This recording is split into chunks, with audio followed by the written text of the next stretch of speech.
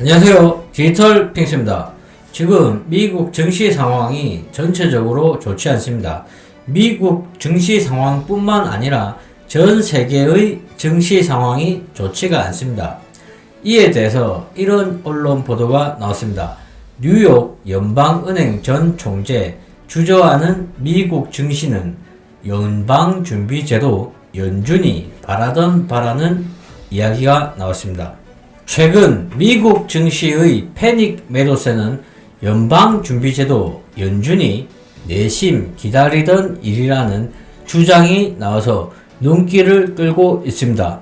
빌 더들리 전 뉴욕 연방은행 총재는 5일 CNN과의 인터뷰에서 연준은 주식 약세장과 채권 수익률 상승을 원하고 있는데 증시가 마침내 그렇게 움직이기 시작한 것이라고 말했습니다.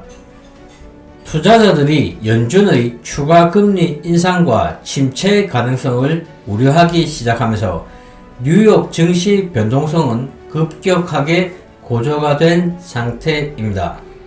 S&P 500 지수의 경우 올 1월부터 4월 사이에 무려 13% 넘게 빠지며 1939년 이후 최악의 연초 흐름을 이어가는 중이며 기술주 중심의 나스닥 지수는 역대 최고치 대비 23% 넘게 하락해서 이미 약세장에 발을 들인 상태입니다. 이날 하루 동안에만 나스닥 지수는 5% 가까이 급락해서 충격을 안고 있습니다.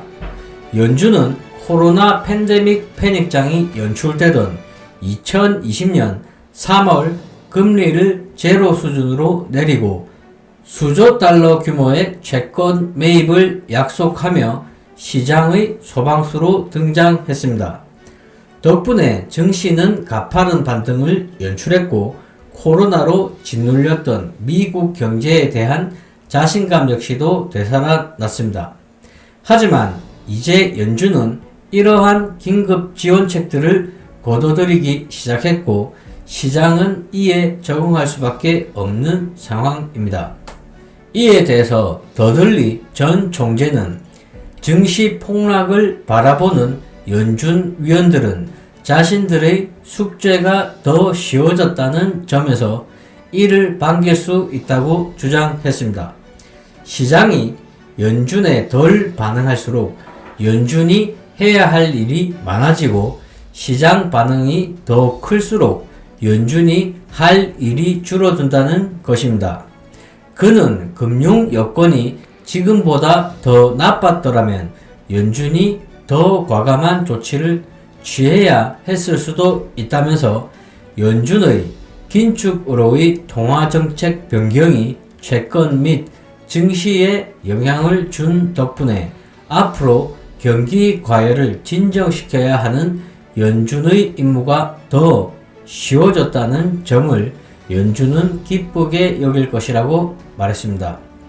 물론 연준은 투자자들이 지나치게 패닉해서 시장을 무너뜨리길 바라지는 않는다고 소비자와 기업 최고 경영자들의 심리에 충격이 가해지게 된다면 경제 성장세가 급격하게 둔화될 수가 있기 때문인데 더들리 전 총재는 그만큼 연준의 연착륙은 달성하기 어려운 과제라고 강조했습니다. 최근 투자자들은 연준이 물가 통제를 위해서 더 급격하게 금리 인상에 나설 것으로 기대하고 있는데 더들리 전 총재는 현 인플레이션 상황을 감안하면 월가가 그러한 기대치를 더 높여야 할 수도 있다고 경고했습니다. 그는 통화정책 두 번째 단계에서 연준이 해야 할 일에 대해 시장이 다소 과소평가하는 모습이라면서 내년에도 통화정책 긴축이 이어져야 하는데 시장은 이를 충분히 이해하지 못하는 것 같다라고 말해서 추가적인 시장 충격 가능성을 예고했습니다. 자, 연준에서 2021년 11월에 테이퍼링 시작을 발표하면서 지금까지 나스닥은 무려 23.81%의 하락이 있습니다. 2020년 3월달에 양적 완화를 시작했을 때는 단기적으로 투자자들에게는 달콤한 부분이지만 테이퍼링이 시작되게 되면 그동안 상승했던 상승폭의 상당 부분을 반납할 수가 있습니다. 게다가 테이퍼링은 필연적으로 금리 인상도 더불어서 일어납니다. 이 때문에 테이퍼링을 언제부터 시작할지 논의하는 것만으로도 주식시장에 큰 충격을 줄 수가 있습니다. 하지만 2020년 3월에 연준에서 양적 완화를 시작했던 계기가 2019년 12월 첫 코로나 환자 발생으로 인해서 코로나로 인한 경기 침체를 방어하기 위해서 양적 완화를 시작했던 것입니다. 하지만 긍정적인 상황을 보자면 현재 이렇게 테이퍼링을 시작하고 금리가 인상되고 있는 이러한 부분들이 전 세계 경제가 다시 살아난다는 의미도 포함하고 있기 때문에 그렇게 부정적인 부분만 있는 것은 아닙니다. 이상 방송을 마치겠습니다.